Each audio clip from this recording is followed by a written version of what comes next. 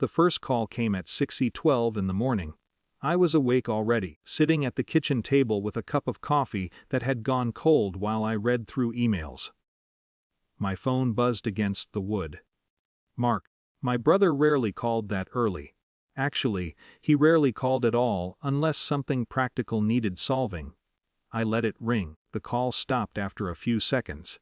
Then the phone lit up again. Same name, same urgency. I turned the screen face down and watched the steam disappear from my coffee.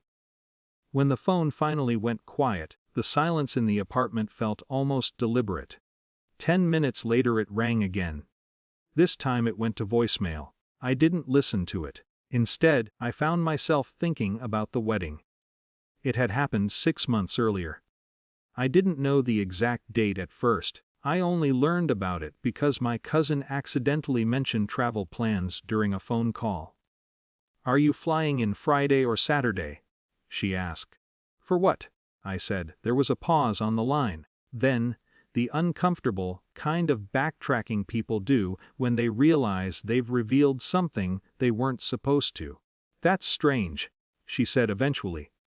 "I thought you knew." I called my mother that night. She didn't sound surprised by the question. "Well," she said carefully, "we didn't think it would be the best situation for you." "What does that mean?" "It's just, Mark's new wife has a big family," she explained. "A lot of social expectations. We didn't think you'd really fit in with them." Fit in. The phrase stuck with me longer than the rest of the conversation. I didn't ask what part of me was considered inconvenient. My career. My personality. The fact that I didn't live nearby anymore. It didn't really matter. Instead I said, "Okay." My mother seemed relieved by that answer. The call ended quickly. I sat there for a while afterward, thinking about something else. Not the wedding. The transfers. Every January for the past 4 years, I had sent Mark $12,000. The arrangement started quietly after his construction business hit a rough year. His mortgage payments were suddenly tight, and my parents mentioned it during a visit. They didn't ask directly. But I knew how the conversation was supposed to go. "You've always done well for yourself," my father said that day. So I offered. The first payment was framed as temporary support. The second year, no one brought it up. The third year, the transfer simply became routine. I never mentioned it publicly. Mark never acknowledged it directly either.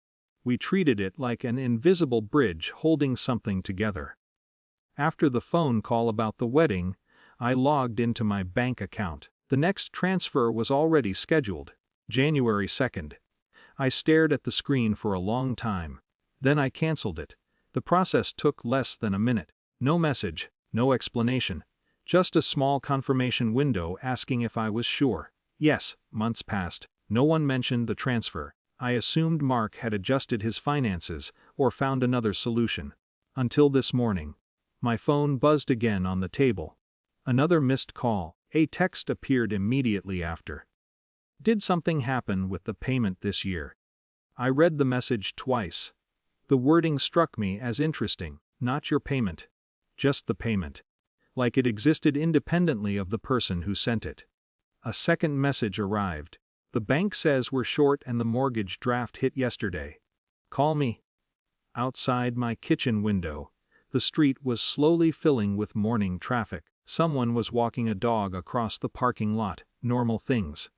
The phone rang again. I let it go to voicemail. Part of me imagined the situation on the other side of that call. Mark standing in his kitchen with paperwork spread across the counter, his wife asking questions. Where did the money go? Why didn't it arrive? For years the transfer had simply appeared every January, predictable as winter. Maybe he assumed it always would. My phone buzzed with another message. This one shorter. "Did you stop the transfer?" I set the phone down beside the coffee cup. The apartment felt very quiet. For the first time in a long while, I thought about the strange role I'd been playing in the family. The reliable one. The one who made things work behind the scenes. The one who didn't really need to attend the wedding. My phone lit up again. Another call. I watched it ring until the screen went dark. Maybe I would answer later. Maybe not. But something had already changed, and I could feel it clearly in the quiet space between each call. For years I had been maintaining a system that allowed everyone else to move comfortably through their lives. The only difference now was that the system had stopped. And for the first time, they were noticing it.